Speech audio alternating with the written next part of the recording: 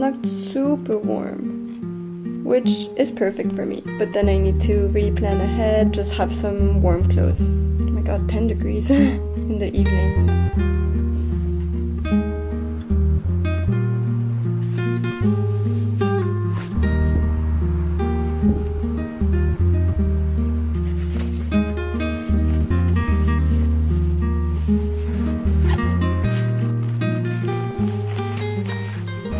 Let's not forget the most important thing, yoga mat. And this one is a travel yoga mat, so it's very light and it's foldable. It's a bit hard on the knees because they're very thin, but it's just the most convenient when you're traveling for a long time.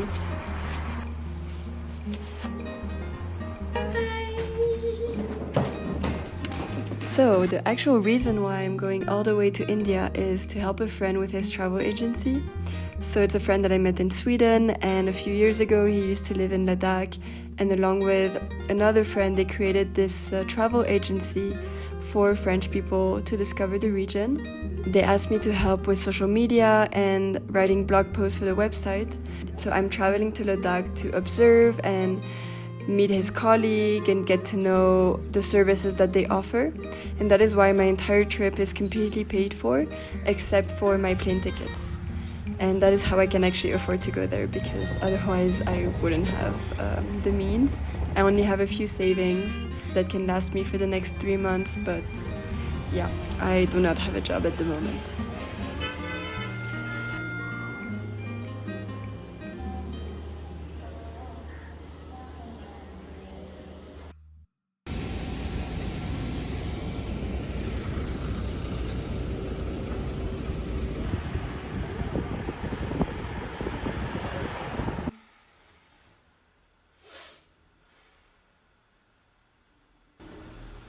Oh my god, I'm feeling so tired. We arrived in Leh this morning. It's very common to have like altitude sickness or like just feeling really tired and out of breath and just needing to rest a lot. Just walking makes me feel out of breath. I had a huge headache the entire day. I don't know if it's because of the altitude or if it's because I'm also feeling sick. So that's usually what happens the first 2 days. I get a bit of like vertigo, or I feel like things around me are a bit wobbly. It's a really weird sensation. I started feeling quite sick last night. I think it's a mix of like altitude sickness and not drinking enough water and going out in the evening and not having enough clothes, so I was a bit cold. And also since I've been in Delhi, like in Delhi it was super hot, but every time I would go inside a shop it would be more cold because of the air conditioning. And maybe also just everything in Delhi being so overwhelming, all the smells, the sounds, and the visuals, it's so different from what I'm used to, and it was just like bam, like in my face. Not that I wasn't expecting it, but of course it's always like a little transition. And then coming here and the air is different. It's completely different from Delhi. It's extremely dry. I don't think my skin has ever been this dry. I even put oil on it, but it still is like this. It's crazy. And I woke up with a super sore throat, and I feel very weak and tired. And I couldn't sleep well last night, and so I need to catch up on some sleep. And doing yoga is difficult. That's where I'm at right now. I'm taking the day off to really rest and just not be too stimulated, and yeah, just adapting to this place.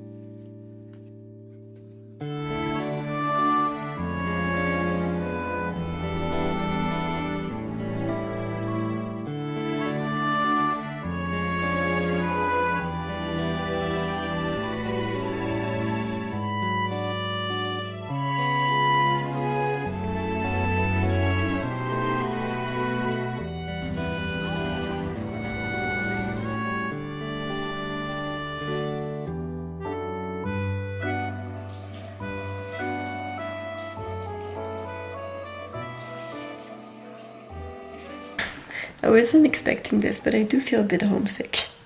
It's only been like 3 days. I always take time to adjust to new places and differences in culture and like facilities and just the way things are done. All of this mixed with my mental fatigue make me very closed. Actually, I feel very closed and my energy is really off, and my heart is not open to welcoming new cultures and talking to people and like being curious about things. I feel like when I was younger I was way more motivated to travel and explore, but as I grow older I'm looking more for like stability and grounding myself, because right now I don't feel like I have that, because I just moved from Sweden and I'm a bit like all over the place. I'm not super grounded. Then coming here makes me feel even less grounded in a time where what I need is stability and building a home. As soon as I started feeling a bit better physically, we were able to take the car and visit some monasteries. I learned a lot about Tibetan Buddhism, which I was surprised that it's so different from Zen Buddhism, which is what I've been looking into and practicing.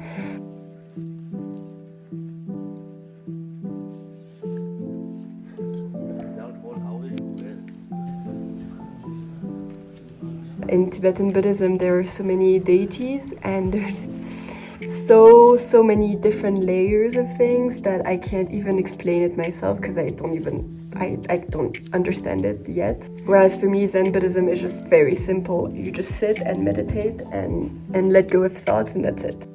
Of course, there's more to it than that, but to me it's very clear and simple. Whereas Tibetan Buddhism is a bit more complicated for me to grasp, and there's just so much going on.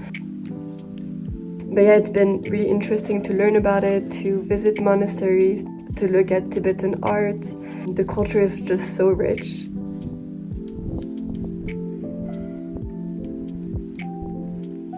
And the landscapes are just breathtaking. It's insane. I think the thing that I've been struggling with though was just seeing a lot of animals around. And some of them look good and happy, and that brings a lot of joy to my heart, but some of them have just broken my heart, because for instance there was this cat that we met that was injured and also begging for food, and there was nothing that we could do apart from giving him a bit of rice that of course he didn't want to eat. And he just kept meowing, and it just broke my heart. And his leg was really injured, and I cried a lot. It triggered a lot of stuff within me, and just seeing animal suffering is, one of the most triggering things for me. But sometimes I see animals that are so happy and free, like dogs playing together and just, living their dog life. But sometimes I see animals that are really skinny, injured, lonely, and it's just very difficult to watch.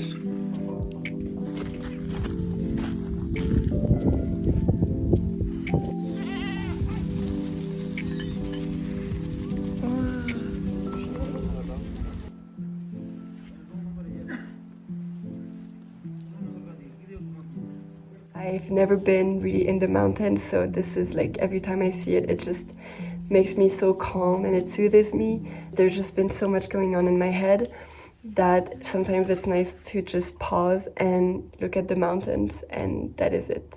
And trying to become as strong and stable as the mountain is what I'm trying to practice, but of course it is difficult. And initially I planned on going to Rishikesh to do a yoga teacher training, but I've decided to not do that because I don't feel like I want to be here longer than the 2 weeks we have left. So I'm actually going to Japan at the end of the month. It was either going to India or going to Japan during this period, and now I'm just shortening India so that I can go to Japan. And I just love Japan. It's my favorite country, and I feel like it aligns way more with what I need in my external environment, which is just things being very organized and clear and stable and more peaceful. Because although we've been going to very peaceful places here, most of the time when I'm in the city center, it's a bit chaotic. And then Delhi and other big cities like Rishikesh are way more intense. So I don't think like I can handle this kind of city life at the moment. So yeah, I am going to the Japanese countryside. That's gonna be in the next videos, so make sure to stay tuned. And if you enjoyed this video, you can press a like. Thank you so much for watching, and see you very soon. Bye!